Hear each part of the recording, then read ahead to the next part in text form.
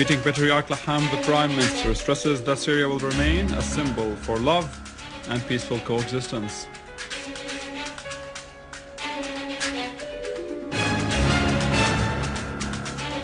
India expresses complete rejection of any foreign intervention in Syria's internal affairs, affirming that the solution of the crisis in Syria should be Syrian.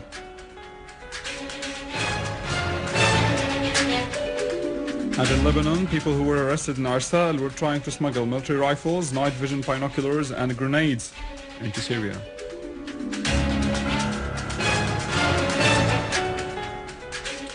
Terrorist Flagrantly Al-Abbas confesses to perpetrating a number of crimes against the civilians and mosques in Homs city.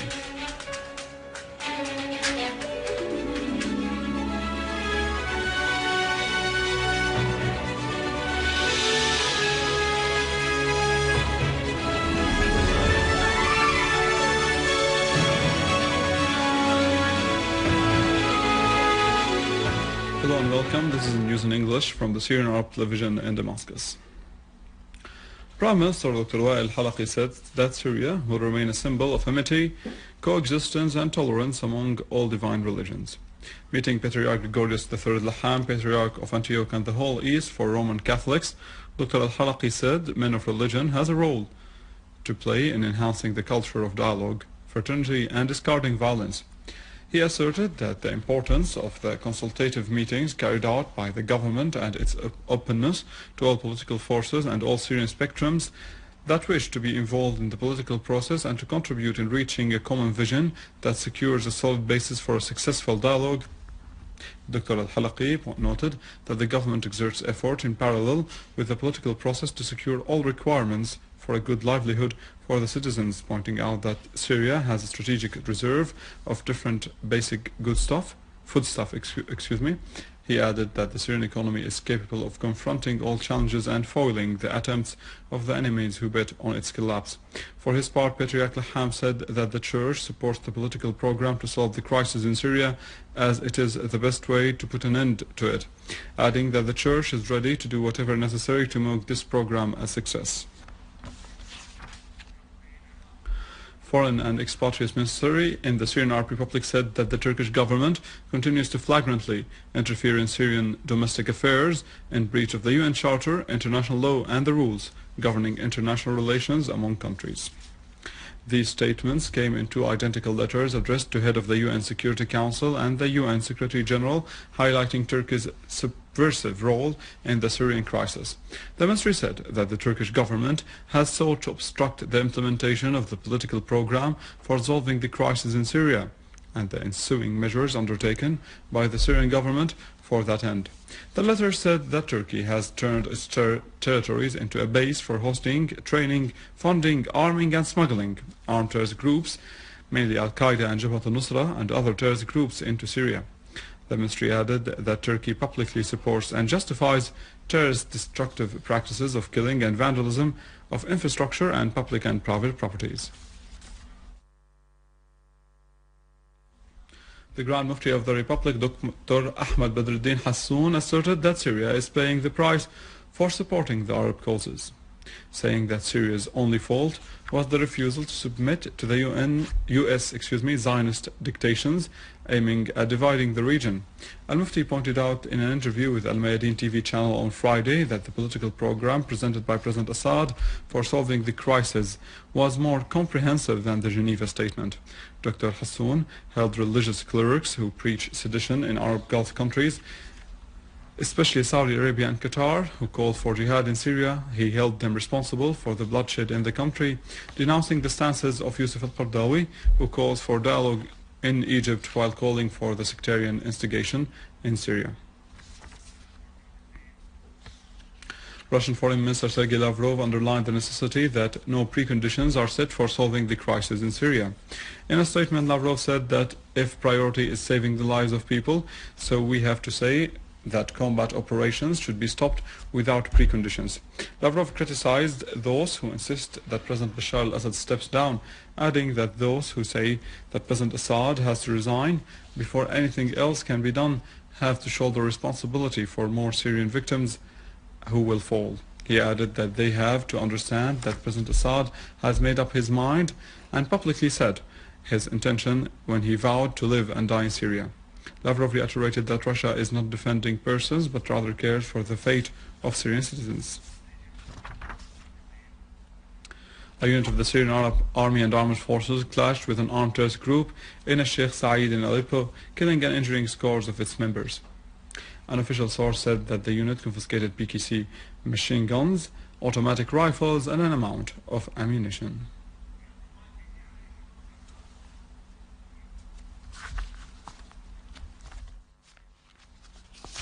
Of the neighborhoods of Aliza'a and Saif al-Dawla in Aleppo organized mass marches to express loyalty to homeland against the external aggression and in condemnation of the acts of armed terrorist groups.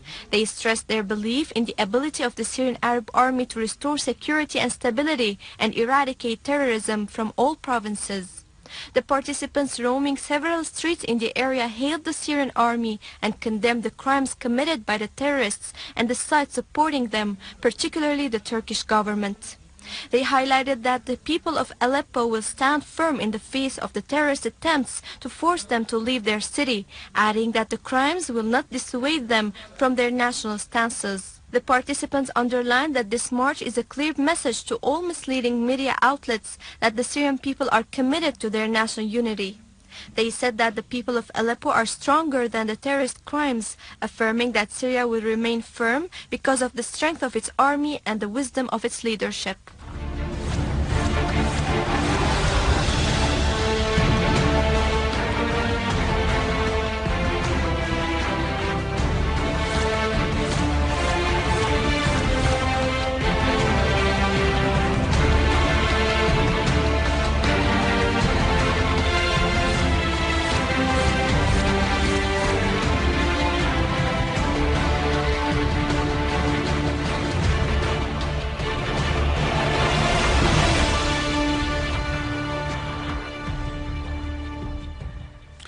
Terrorist Flagrantly Abbas confessed to perpetrating a number of crimes against the innocent mosques and blowing up cars in Al-Hamra Street and Al-Malab neighborhood in Homs, claiming the lives of scores of martyrs and wounding many others. In confessions broadcast by Syrian Arab television, Al-Abbas said that he, along with a number of terrorists, destroyed a school and many shops in Homs in an attempt to accuse the Syrian Arab army of their acts. I was born in the year 1984. One day a man called Abd al-Alim Turkmani, known as Abu Hadi, asked me to join his group as he needs guards at night. He ordered us to open fire at the people in the streets and in the mosques. A group carried out the orders of Turkmani and they opened fire at people and worshippers, in addition to opening fire at the minaret of Al-Samman Mosque in the Baba Amr area to accuse the Syrian army of doing this act. One day a man called Haytham Juri asked me to bring a pickup truck which was booby-trapped and park it near the al-Banin school in Al-Hamra Street, then to put another one in front of a barber shop near the Amr Mosque in the same neighborhood. I did what a Juri asked.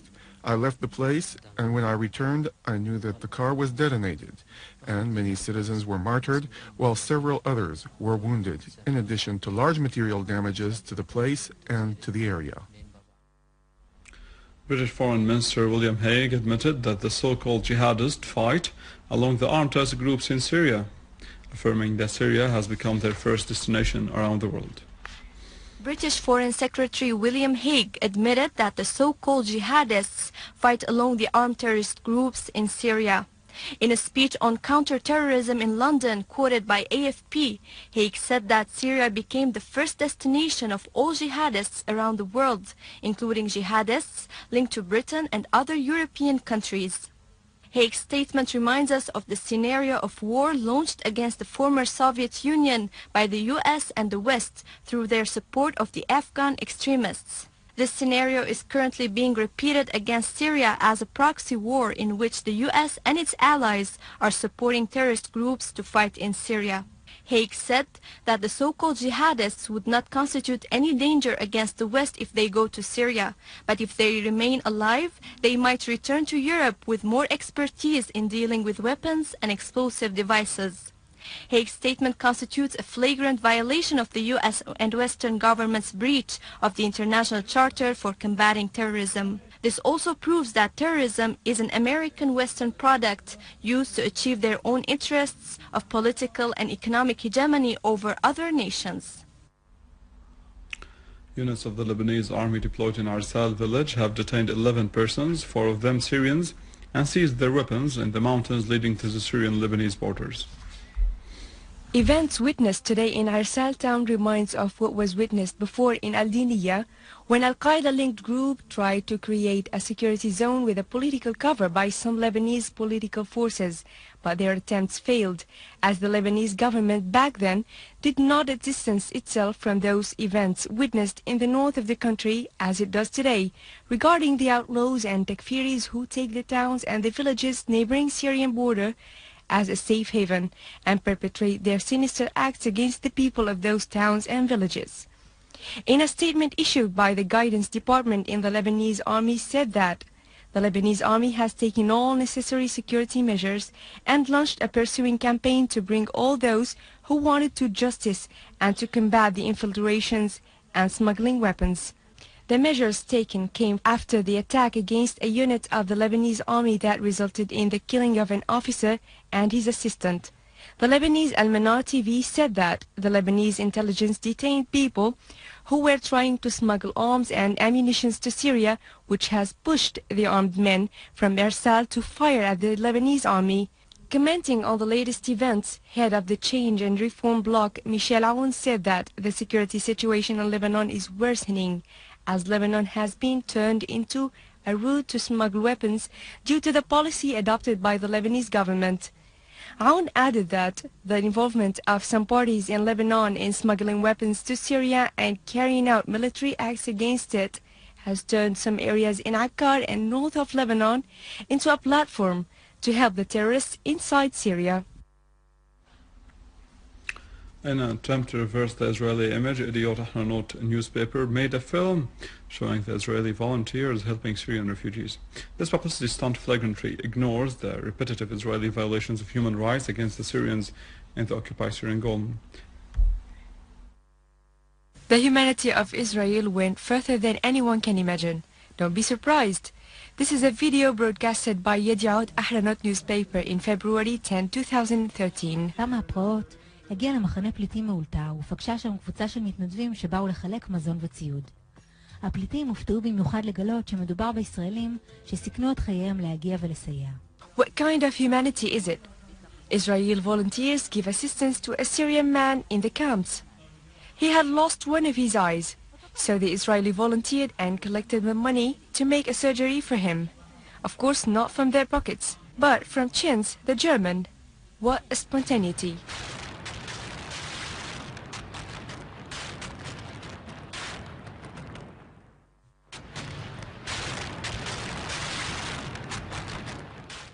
There's an aim at showing this video, speaking normally with and about Israel. This is the method followed by Al Jazeera and Al Arabiya TV channels when hosting people like the spokesperson of the Israeli army in order to make it a natural thing for the viewers. No doubt Israel is using this to break through the Arab world and now to Syria. קבוצת המתנדבים הזו שייכת לארגון ישראלי שהמטרה הניצבת מולם כפולה, עשייה ותרומה לחלש ושינוי התפיסה של ישראל בקרב מדינות אויב. This is our proof. The aim is showing Israel as a peacemaking country, supporting the Syrian people while the Syrian government is killing the innocents. We are proud to be enemies for Israel, as it always says that it is the most beneficiary of what happens now in Syria, and attacking Jamariah is an obvious example. This report is not to deform the Israeli monster. Rather, it is directed to every Syrian refugee, because Syria is a mother capable of meeting her children's needs.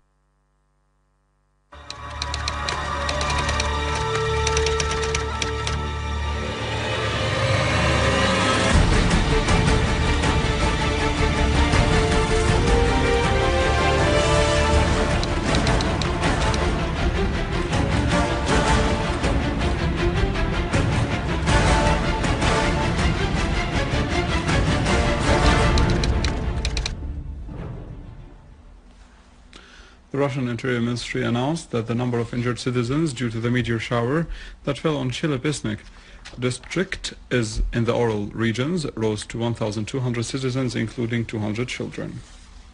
On his part, the governor of Chelyabinsk said that the damage affected 3,000 buildings in his district only, pointing out that the material damage are worth over 1 billion rubles, which is more than $33 million.